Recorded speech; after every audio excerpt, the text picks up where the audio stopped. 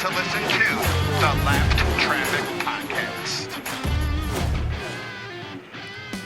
What is up, Lap Traffic Nation? Welcome to episode 246 of the Lap Traffic Podcast, a bonus show Thursday. I am your host, the Professor Brandon Crowd. Hope you all are having a great week. Hope you all have had a chance to check out Tuesday's show with Nashville Super Speedway's Director of Communications, Michael Lewis, and Landon Castle made an appearance as well on Tuesday's show, as the Lap Traffic Podcast is once again the official podcast of the E-Racer Series and the Blue Emu Firecracker 400. So be on the lookout for some extra content from those guys. Let's see. Right now, though, real quick read. Make sure you get over to angrybrew.com. Use code LAPPED at checkout. Get 10% off. Roast the competition. Be the first to the finish line with 5 Lakes Angry Brew. Angry Brew is a massively caffeinated, amazing tasting, high-octane fuel that will get you through your work day. So get over to angrybrew.com. And don't forget, there's a giveaway. I did a giveaway yesterday, so constantly be on the lookout at Lap Traffic PC on Twitter and Instagram for some awesome Angry Brew Spencer Boyd giveaways. Okay, take a breath. Dustin Albino is on the line with us for another J-Ski bonus show. Dustin, what's up, brother? How are you, man? I'm good, man. Been a few weeks, almost a month since the last time we did one of these. Yes, May 20th was our last one. What you been up to? What's new? Anything fun and exciting? It's crazy how fast time's flying, man. Right? Because it feels like, we've done, a handful of these now this year. And, I mean, it was bi-weekly or tri-weekly, and now we're doing it, once, twice a month. But yes, time is flying. What is up? That was the question. I went to Mid-Ohio a couple weeks ago for Awesome. the Xfinity ARCA race. That was fun. It's, great getting access again, in-person access with the drivers and the teams. That's what you and I, kind of live off of and thrive for when we go to the track, because when you're not allowed into the media, into the infield, which rightfully so over the last year plus now, with COVID and everything. But that's where it adds so much to our jobs. So I'm very happy that I was able to get that access a couple weeks ago. Got a trip to Pocono coming up, Yes. Before next time we talk. So Pocono, maybe New Hampshire, Watkins Glen. Could be quite a bit of traveling over the summer. That's awesome, man. Yeah, Pocono gave me a pair of tickets to give away, so I gave away a pair of tickets last week, which was cool. That was on the list, and then just some things. They were going to be able to have people. They weren't, then they were, and then it was just kind of too late to kind of, piece something together from that. But I'm excited to get back out there, or to get out there for the first time next year. They're planning on doing like a podcast meet and greet kind of thing out in the fan center, which I think that would be awesome. If, 5-6 different podcasts could all get together, put faces to names, talk about collaboration, meet their listeners and followers. I'm really excited if that's able to come to fruition. I think that would be a lot of fun. And you mentioned the media center and getting back in face to face with the drivers and the crews and all that kind of stuff. And it just adds so much to what we can do, and for me, because it's not as frequent, doing an MIS bonus show and having 6 different drivers scheduled on a Friday afternoon to do a bonus. I mean, that's like a kid in a candy store kind of thing for really me, man. Is. Like it still gives me goosebumps, and I still get like giddy over, and that's the cool thing about it. That's really cool what Pocono's doing with the podcasts and out in their midway. So Pocono was the first race I ever covered a race at, which is just over 6 years ago now. I guess 6 years ago last week, because I'm looking at the date. Also, I grew up going to Pocono, lived only 3 hours away from there. So they got a cool midway. That'll be cool to see fans interact with podcast hosts and whomever they have out there. I know DBC did a live show out there a couple of years ago, which was pretty cool. Door bumper clear, Dirty Media. Yeah. So, yes, the access is wonderful now. Mid-Ohio, it's weird. Like, I've never been there. First time. We've talked about this a few times, but we're trying to check on our little posters that we have. We're trying to check off new venues that we haven't been to before. So I checked off Mid-Ohio. That's awesome. And they have like a media, it's not a center, it's a tower. And it's quite interesting because it was built in probably the 70s or 80s. Like it's old. That's cool. It's very interesting. That's awesome. Yeah. Cool deal. What kind of new pieces you've been working on? Is anything come down the pipe? Anything coming up? Yeah. Where are we at? Yeah, so last week for NASCAR.com, I had one on Clint Boyer. That was a really fun one. I talked to Mike Joy, Adam Alexander, Pam Miller, who's a producer with Fox Sports, the head producer of the Xfinity Series. Just kind of got a lot of their insights on how Clint's done this year. Obviously talked to Clint because obviously, you know, the All-Star race was Fox's last broadcast of the year. I don't know about you, Brandon, but their coverage this year, I was a huge fan of. I've seen mixed reviews on it, a lot of mixed reviews, but I thought it was entertaining, and I think in this day and age, you need entertaining broadcasts. Yes, no, I agree. You know, I would say if we're looking over a time period over the last couple of years, I could maybe see a little bit of where the criticism's coming into play. But once they added Gordon, and now that you've added Boyer, you know, it is such a unique perspective. You've got two very different drivers who had very different careers, very different personalities, and they just work together, which is just awesome in terms of the perspective, the analysis, and the humor that they have, you know, and I think that's great. I think they've got, you know, the broadcast personalities down. You know, I know there's still a lot of heat that they face in terms of their commercial breaks when they elect those and things of that nature, you know, but I would say for me personally, the Fox broadcast has gotten better year over year the last couple years for sure. Absolutely. And I think I would say, man, this year, you know, you'd have to really go back and kind of analyze this, but this year was probably among their top 2 or 3 years, maybe their best year. I mean, I don't know. It's kind of hard to say, but I truly think Clint Boyer's brought a lot to the table. I think everyone knew he was going to be entertaining. He's very high-strung personality, very energetic. Yep.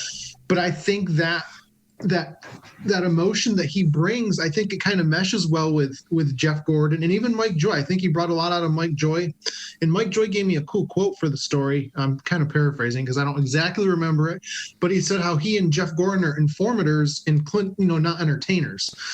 Clint's the entertaining part, and right. I think having those three come together, I just brought the best out of all of them, I thought. Yeah, no, I agree. Yeah, it's definitely, like we said, it's definitely added to watching the race. Because I'll tell you, there were a few years to where, you know, I'd have the race on, and even though there might have been a little bit of a lag or whatever, you know, I'd either have music on in the background, the race on the TV, I'd have MRN radio on with the race on the TV or something like that, and I you know, I didn't do that at all this year. That's for sure. So, but yes, that was a piece I worked on. That was a fun one. That's awesome. I got a couple more coming up in the pipeline over the next couple weeks. Got one with Tommy Joe. That'll be a fun one. He's always entertaining.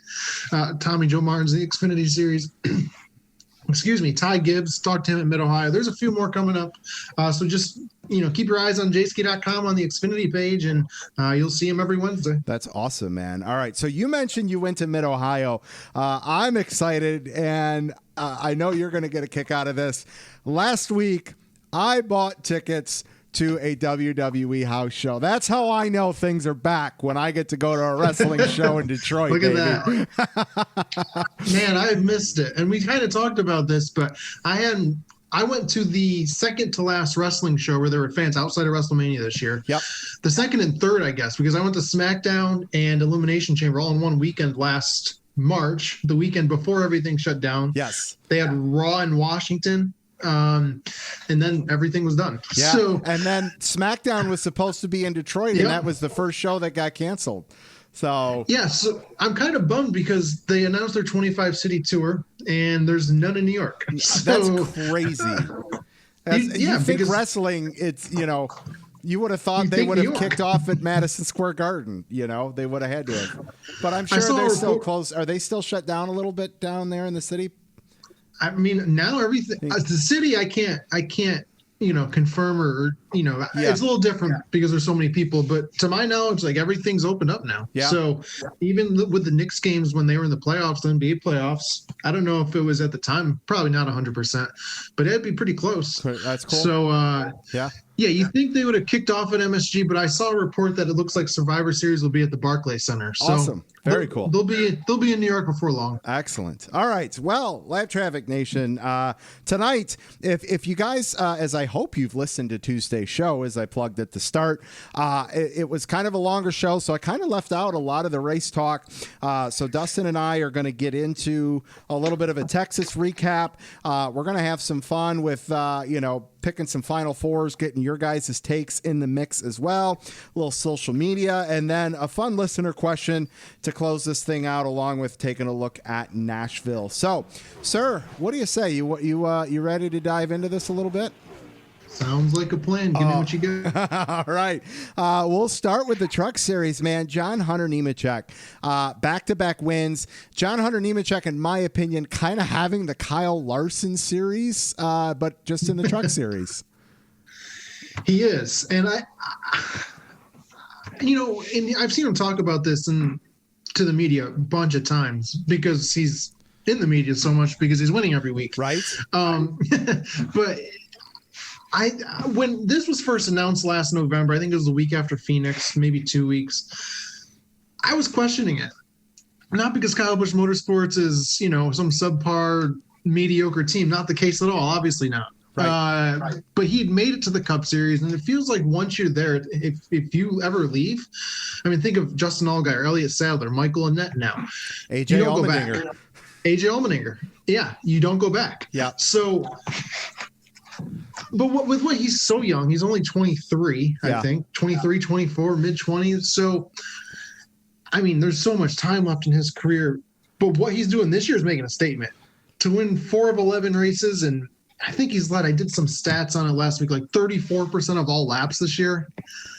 And we're halfway through the year. Yeah. No, it's, CJ Wolliver and I did an all truck show at the beginning of the year, and we talked about John Hunter, and, we talked about how, man, it's this, he wasn't taking this as a demotion. He took this to go win races, and he's capitalized on that.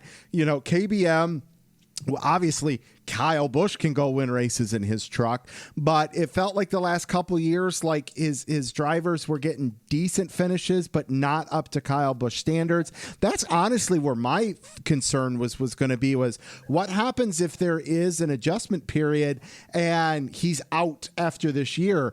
And that's obviously not going to be the case, but that was where my concern was. Like, all right, as long as you do what you're supposed to go and do, which is go get Kyle Busch a truck championship, then it's onward and upward for your career from that point.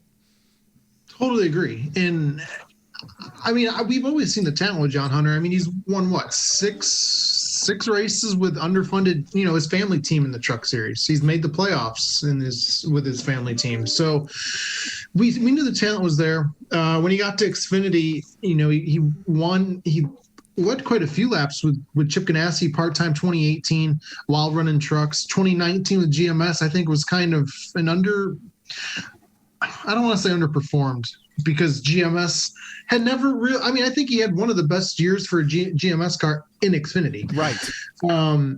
Last year, I think he overachieved with Front Row. I think Front Row as a whole last year overachieved. So that also, like you said, you've got to do it. You set out to do, you got to win. You've got way more experience than a lot of the truck guys, and you're in arguably the best truck, probably the best truck. Yeah.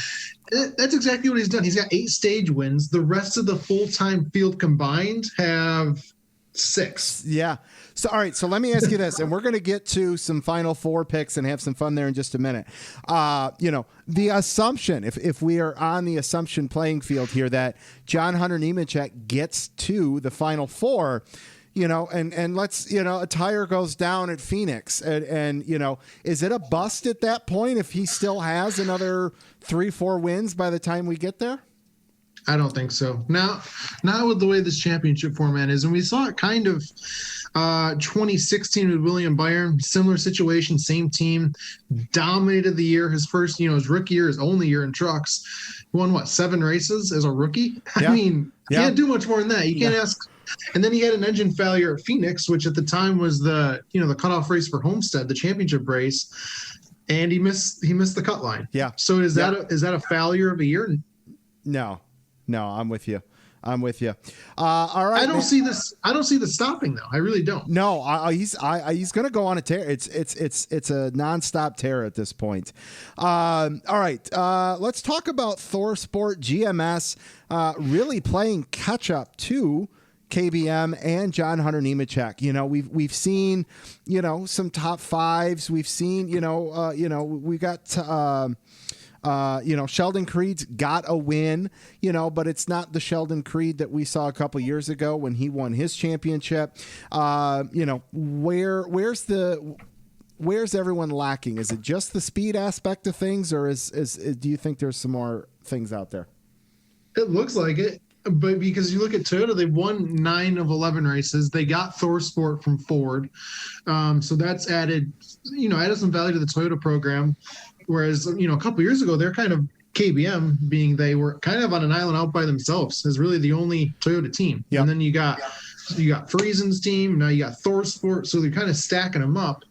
And, Thor Sport started off the year, at least Ben Rhodes, 2 wins, 2 totally different tracks, even though they're both at Daytona with the road course and super speedway.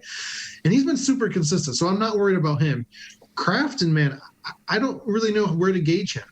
There's weeks where he's really good, has a lot of speed, other weeks where, like this past weekend, which he had a mechanical issue, but he's just out to lunch.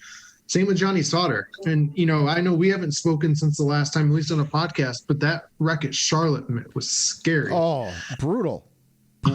So, and that was a big, factor in the points right now with where he's sitting right outside. So, it'd be a disappointment for Sauter to miss the second straight playoffs. I do know that. Well, and it's just the struggle 2 years in a row, basically. And,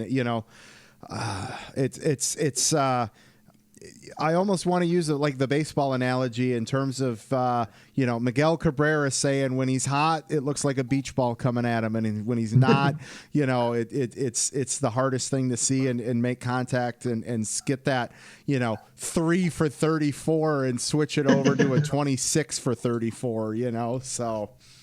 26 or 34 would be insane. But back on track, GMS too. Like I can't get a grip on Sheldon Creed. Like he won at Darlington. He's had fast trucks, but then this past weekend at Texas, I'm assuming he just got in the VHC, the PJ1, whatever they call it these days, traction compound, and lost it. And then once he had damage, it didn't help the handling of the car, right? And lost it again. So, that's just a destroyed truck now. So I don't know how to gauge them. Zane Smith too, like he hasn't won yet this year. He had a few wins last year as a rookie. So you got to think they're going to step it up here in the second half of the year. Yeah, I agree. Isn't it funny? Traction compound, yet you hit it and you lose control. Like, isn't that the opposite of what it's Well, and also like it was hotter than hell down there in Texas this weekend. It was. So it makes it very slick. All right, man. Let's have some fun. Let's get some listener Final Four picks in, and then we could make some Final Four picks for the Truck Series. We're, halfway through, or no, yeah, we've got. Actually, there's only 4 truck races left before the playoffs start, which is just crazy to think, especially because when you look at, the Xfinity Series and Cup Series, there's, still, I think Xfinity's got 12, and the Cup cars have, 10 races or so. 10. So for the fact that the truck playoffs start in 4 races, to me, that just signals that we've got a bunch of off weeks coming up in the near future. No, that's the thing. You really do. So you got Nashville, you got Pocono the next 2 weeks, then you got 1 week off, and then you got Knoxville, which will be fun. Yes. Then you got 3 weeks off. A full month later is Watkins Glen. Yep. And that's the cutoff race. So yep. Yeah, so 4 races here in the next 55 days or so. All right, let's see here. Carson Hagelin, his Final Four for the trucks is the 2 of of Sheldon Creed, the 4 of John Hunter, the 16 of Austin Hill, and the 99 of Ben Rhodes. And he says the 4 is going to walk in and leave with the championship. The 2 will more than likely make it unless they've got major bad luck. 16, 99 are running the best out of everyone at the moment. Josh at Toyota Racing 83, Nemechek, Creed, Rhodes, and then either Hill or Gilliland. And then Scott at 1985 Wagner's, his final 4, John Hunter. KBM has a top-notch driver and the equipment to go all the way.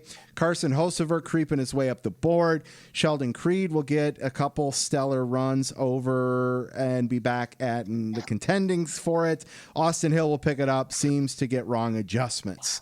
I can see quite a few of those things there. Who's your final 4 for the trucks at the moment? Oh, you're putting me on the spot. I think Nemechek does walk, and he's currently got 28 playoff points. The next highest is Ben Rhodes with 11. So I think he's at lock. Even if he has a bad race in each of the first 2 rounds, I think it's enough. Yep.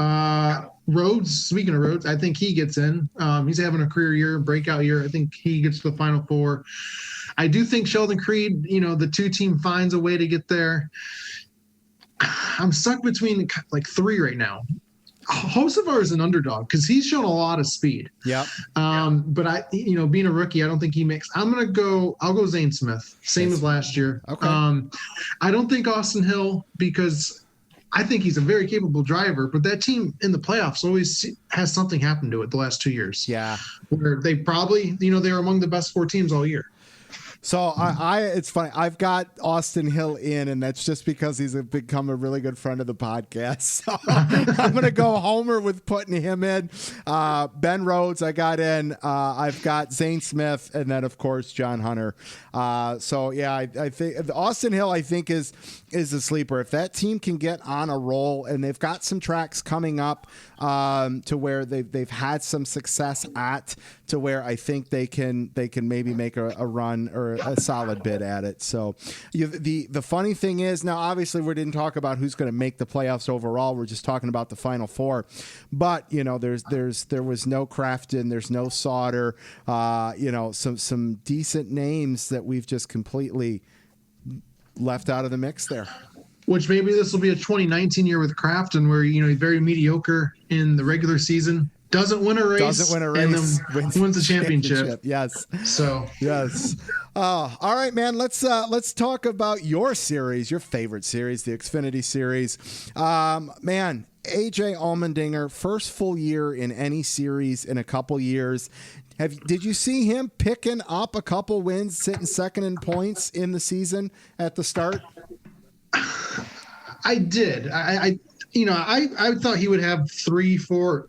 Maybe 5 wins, but I say that, and then I go back and think that this series is freaking stacked this year. Right. So that might be a little bit of, that'd be overachieving, I would say, if he had a handful of wins. But then you look at all the road courses, he's a road course ace. So, yes, one of his wins so far has come on a road course. But also I look at his experience and having 10-plus years at the Cup level Cronin on. Work on his craft, hone it on his craft. That's the word. That's the phrase I'm trying to say. So yes, in colleague too, they've been, each year they've gotten better.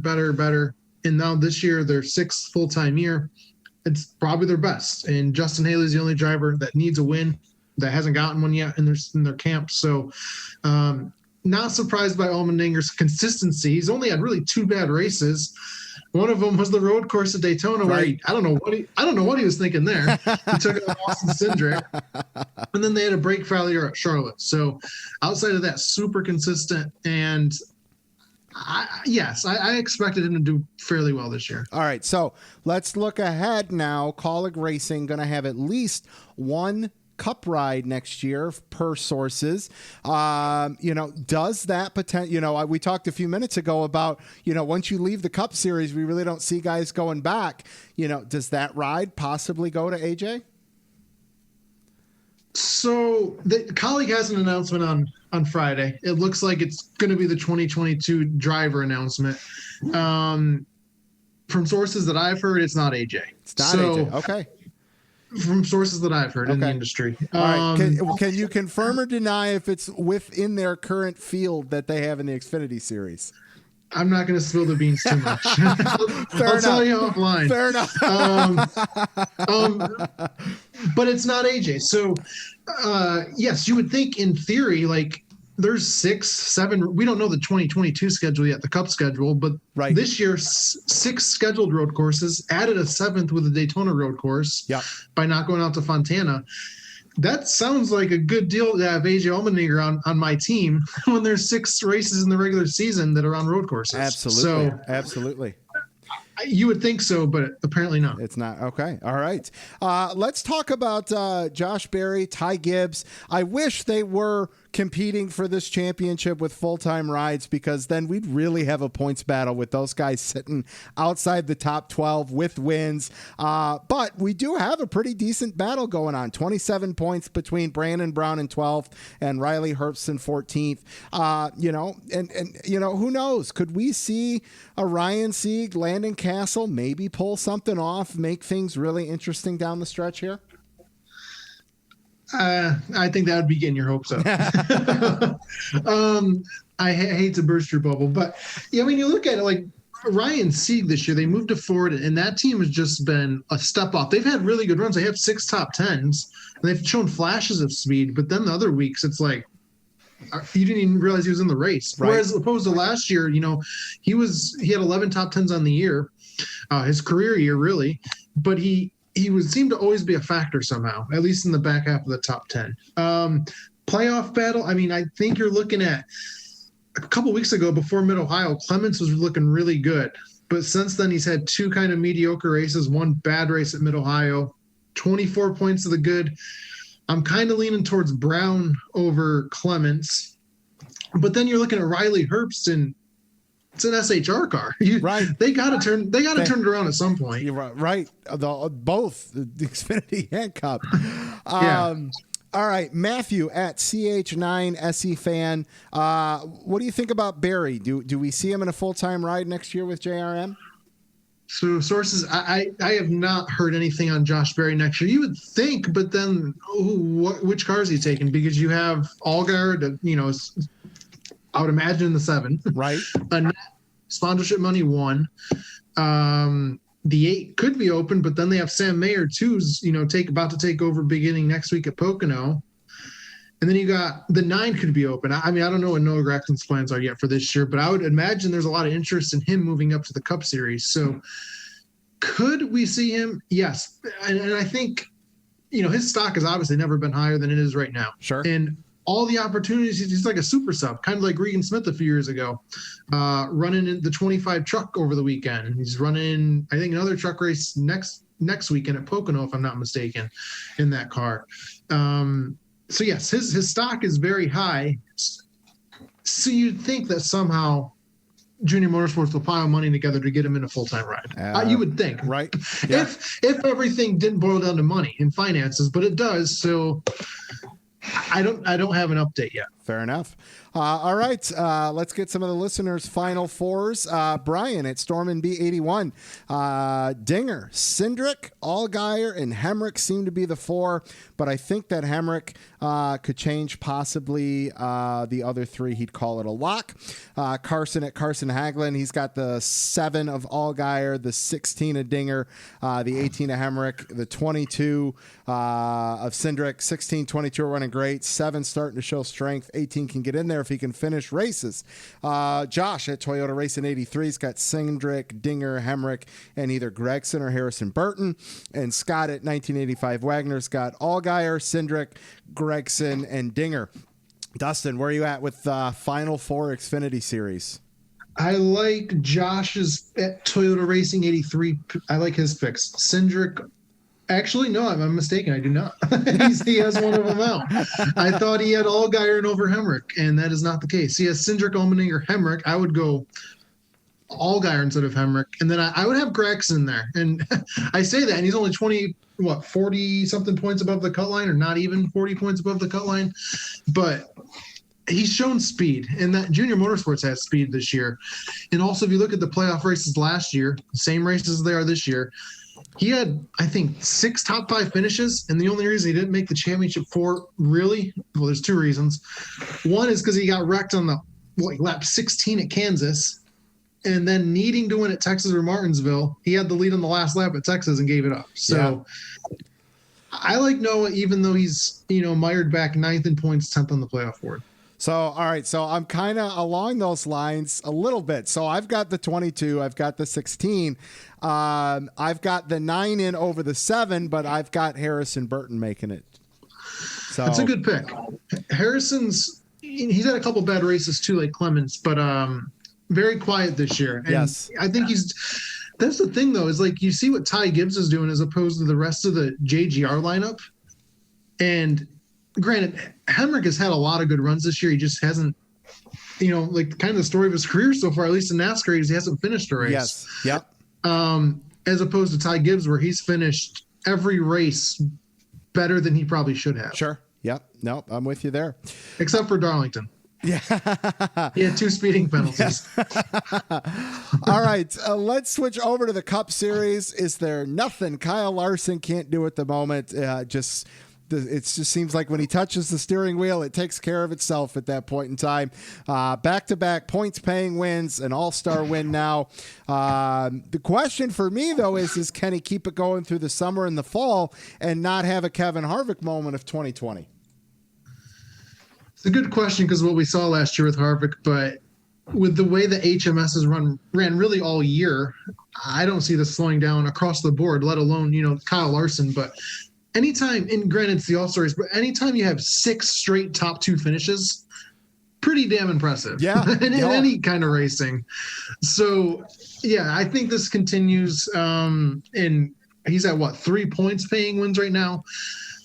I mean, yeah, I could see him getting to 8, 9, maybe 10. I mean, it wouldn't surprise me if he keeps up like this, especially the fact he was able to go out there on the road course too and dominate. Mm-hmm.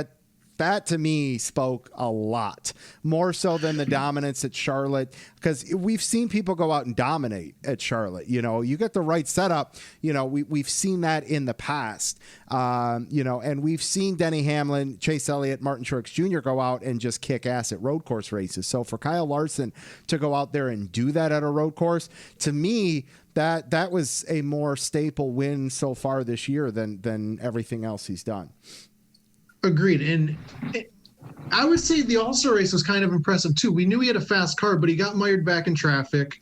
And with the way everything worked out, he got track position at the end, but he made a ballsy move going into turn 1. Yeah. Hey, in a third lane, just money, man. You just go out there and get it.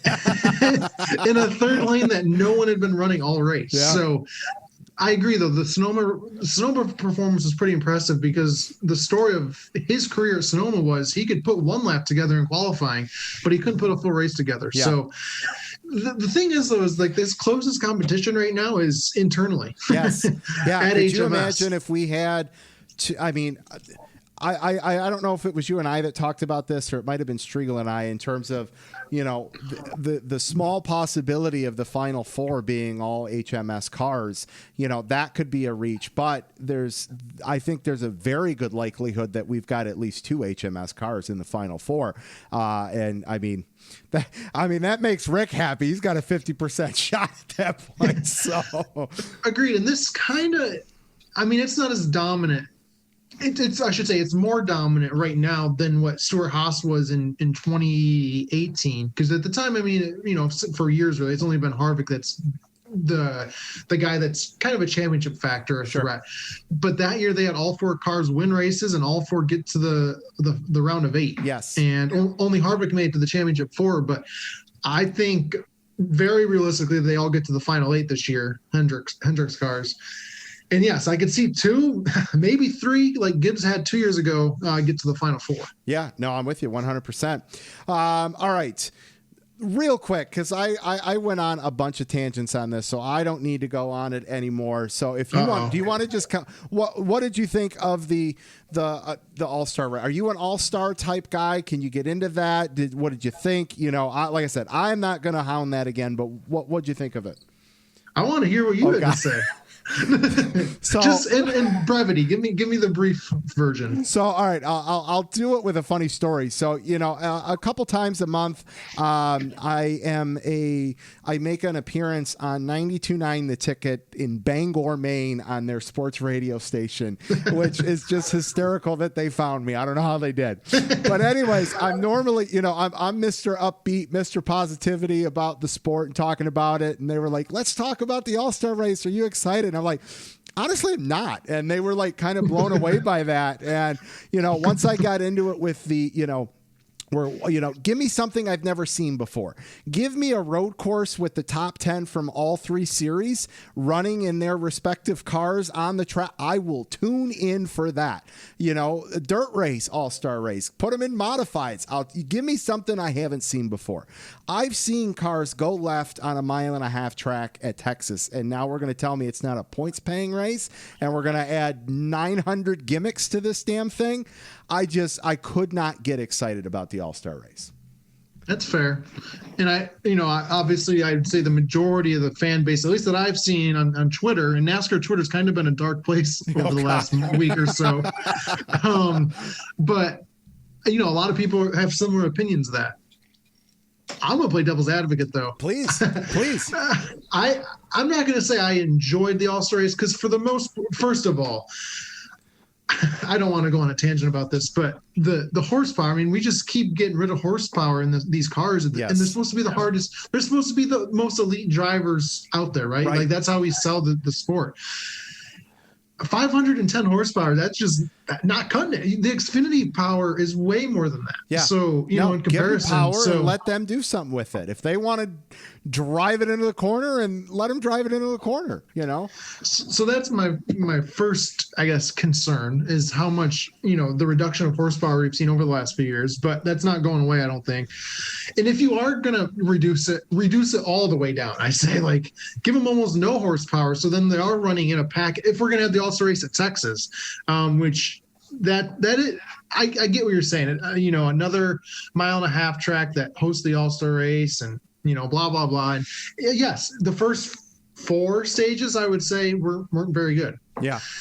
However, the format, I kind of dug the format. And I'll tell you why, because you always had to advance your position.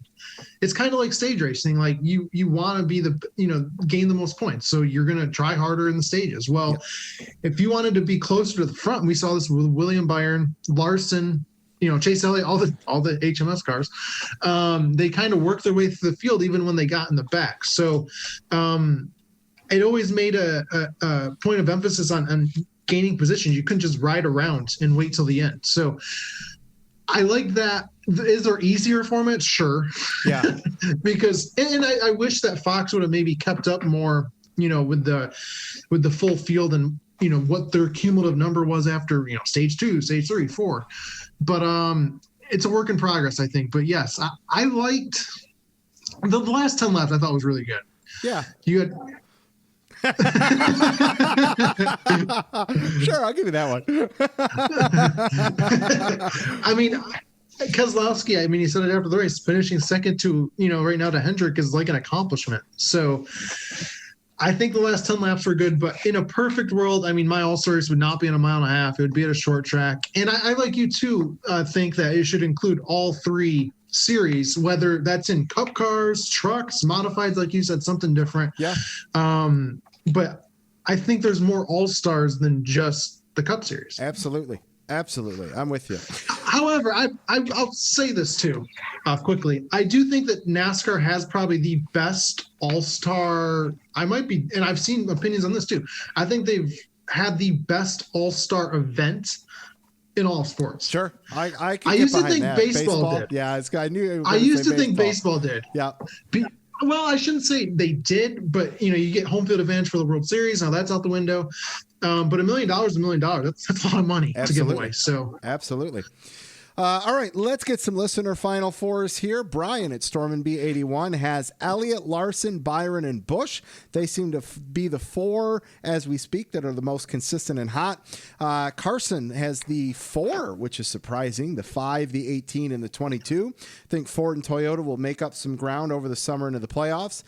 Josh at Toyota Racing 83, Larson, Busch, Elliott, Blaney, or Byron.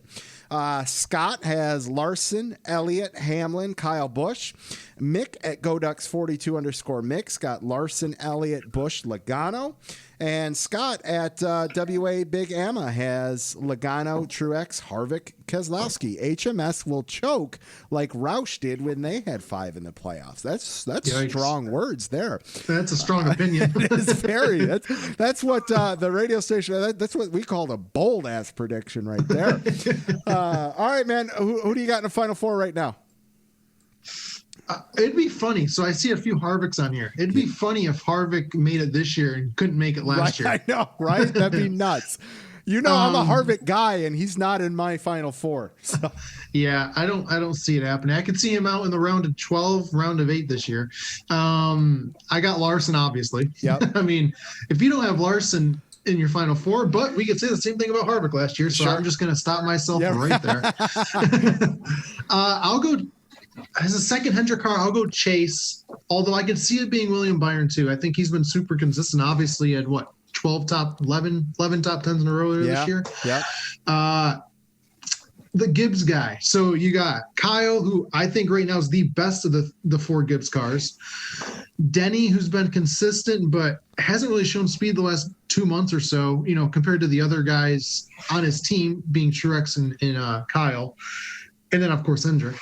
And then you got Truex, who I can't put a point on them either. Like, I can't get a grip on where they're at. Because, a month ago, they looked like they're the best team out there. And now, the last 4 weeks, not so much. Yep. So with all that said, I'm going Kyle Busch. And then I'm going Logano. Because before the year, I picked him to win the championship. And I think that he maximizes his day to the full potential almost every week. So I think his aggressiveness also gets him to the Final Four. I like that a lot. And I think this year, last year it was strong. I think this year that Final 8 is just going to have some of the most competitive drivers out there. And you're going to have just perfect races if you make it to the round of 8. And that's what's crazy, because at any given time you could take probably the top 8 and make an argument, whoever that is, that they could get to the Final Four. So from that regard, it really could be anybody's ball game. I've got Chase, I've got Larson, I've got Hamlin, and I've got the 18 of Kyle Busch. I think it's 2 and 2. We got 2 Gibbs and 2 Toyotas. Or 2 Gibbs and 2 Toyotas. That would be the same thing. I've got 2 Toyotas and 2 Chevys. So that's where I'm at. I think Ford's out this year, which is crazy to think because Keselowski's not bad. You got Logano, Blaney could turn it up. And who knows? Kevin Harvick could Rodney Childers could put something together and they go win 4 races and who knows? But right now, that's where I'm at. I've been super surprised by Keselowski this year because he won Talladega. Since then, in 5 races, he hasn't got a top 10. Yep. Obviously finished second at the All-Star race. Should have a couple of top 10s in those 5 races, but I can't get a grip on where he and Penske are at either. Although Logano, like I said, kind of maximizes his days. And then Blaney's just having typical Blaney year where he wins, a race. And, we obviously have 20 races left, so maybe he'll get a second. Sure. I'm with you. Or third. All right, let's hit a little Lap Traffic social media and all that good stuff. Make sure you check out the website, thelaptrafficpodcast.com, Facebook, The Lap Traffic Podcast, TikTok, Twitch, Instagram, Twitter, all at Lap Traffic PC. Make sure you follow Dustin on Twitter at Dustin Albino and, of course, at Jayski. And make sure you get over to jayski.com, NASCAR.com. Check out Dustin's all this good stuff that he's got out there. He talked about it a little bit ago, so go check that out for sure. Don't forget the website's got t-shirts, hoodies, mugs, all that good stuff. And if you want some stickers and a free koozie, just fill out the contact page and I will send them out to you for free. All right, man, let's close this thing out. I got one listener question that I think will be fun, and talk about Nashville real quick, and then we'll wrap this thing up. Sounds good. Right. So the question I threw out there to everybody, Kyle Busch picked up win 99 in the Xfinity Series. He's got 218 total wins, knowing that he plans on phasing out Xfinity, at least so he says, once he hits 100, knowing he'll probably run his 5 truck races with his team, which is probably good for 5 wins or so for the next few years. Does he hit 300 total wins? And I'll get some listener comments in, and then we can get to ours. Scott, once again, Kyle Busch won't get to 300, but he'll get to at least 250, 275. Mick at GoDucks42_Mick. No, he won't hit 300, just too far out of reach. Bob at Jumpy Bob. Kyle Busch will win a career 300, no question. Scott, if he keeps his promise to stop Xfinity at 100 wins, he will not get to 300. I think 250 is a stretch. Josh at Toyota Racing 83. Kyle winning 300, of course, by 2023. We'll have to dial in the next gen car, though. Brian at Stormin B81 is for Kyle Busch. No, because with the rules and him only able to do 5 Xfinity and truck races, I don't think he can get to 300, but he can hit 250 before he's done. All right, Dustin, where are you at with Kyle Busch and 300? I'm trying to do some mental math right now. I'm crunching the numbers. Crunching numbers.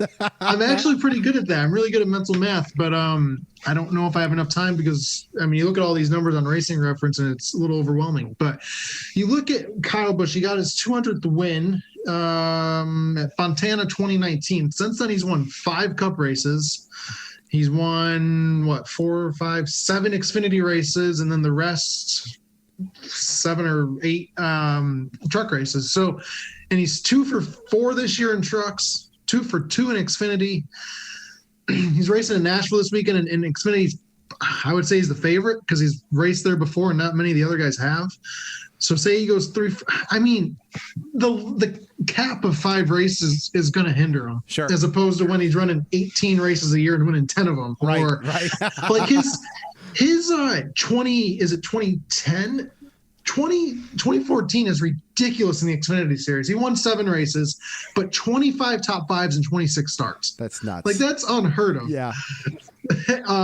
That's running NASCAR heat on easy mode, competition damage off. That's what that is. He's had 4 years in the Xfinity Series of at least 10 wins. Yeah, right. And that includes 13 in 2010. So because of that and the Truck Series, and you got to think he has, I mean, I don't know how many years he has left in Cup, but he's ran, this is what, his 17th full-time year. I'm going to say he gets there. He gets there? But I think so. But there's kind of you got to think, though, if say he has, I don't know, he's still young. So say he has 8 more years in Cup. Yep. And he can go back to winning 4 or 5 races a year. And that's 32 to 40 races, so 258. That'd be pushing it, though. But he has the truck team, and I truly think after all this is said and done, he's going to run a full truck season and win a championship. All right. See, so that's I'm with you, and that's where I think he gets it done, is because he's going to go run 1 or 2 full-time truck seasons, and that's going to be 10 plus wins a year right there. So that's why, if he doesn't do that, then no, I don't think he gets to 300. But me personally, and you agree with me there too, I think he goes and wins that truck championship for himself, just because it's Kyle Busch, and that's of course what Kyle Busch is going to go into. So with that, I mean, and the thing is though too is he's going to go down in history unless NASCAR changes their rules in the near future, which I doubt. Nobody will top him. He will go down in history as having the most career wins as long as NASCAR's out there. Yeah, very, very accurate. And I mean, like I said, he could very well pick up his 100th Xfinity win this year, this weekend. Yep. If he doesn't, he's got 2 more tries this year. And he mentioned on PRN last week after the win that he's already, Joe Gibbs has already sold races for him next year in Xfinity. So he'll definitely be back, whether he, wants to stop at 100 or not. Regardless, he's the best driver of all time in trucks and Xfinity. Yes, fair enough. I see what you did there. I love that. But with that, I mean, if he wins a couple more championships at the Cup level, I think he has there could be a debate on being the best of all time. Absolutely. I'm with you 100%. All right, man. We are headed to Nashville. First time for Cup. First time since 2011 for Truck and Xfinity. Landon Castle said on Tuesday that he thinks this thing's going to run a lot like Darlington. I'm okay with that. So really? I know. That's what I was like, okay, if that's true, sounds good to me. What do you think, man? I mean, I'm excited because it's a new venue and a track that we haven't been to in 10 years at all. Yes. But I mean, Landon would know far more than I would, but Darlington doesn't sound like Nashville. No. When I've watched Nashville races in the past, I think more, I don't know why. And I've heard this too. I think it was on a Zoom or something earlier this week, or maybe it was on NBC. I think they had a podcast out with Jeff Burton and Steve Letarte. It reminds me so much of Kentucky. Okay.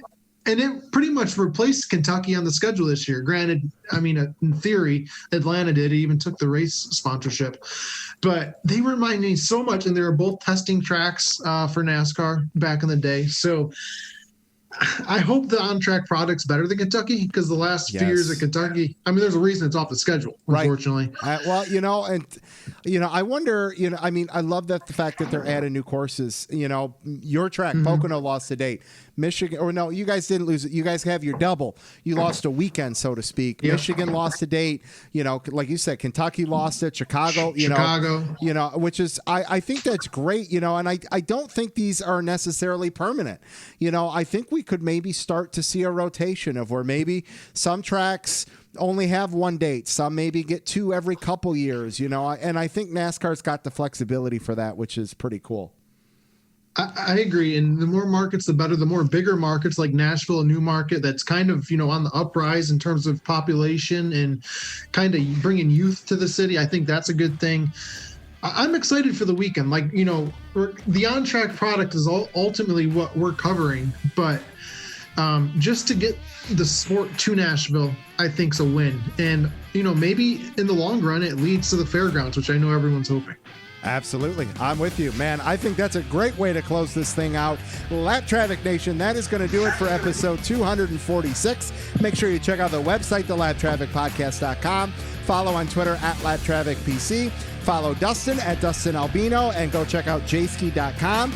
Next week on Tuesday, Pocono Raceway is going to be on the show. Very excited about that. Don't get caught chasing the lucky dog. Make sure you tune in each and every week to the Lap Traffic Podcast. See ya.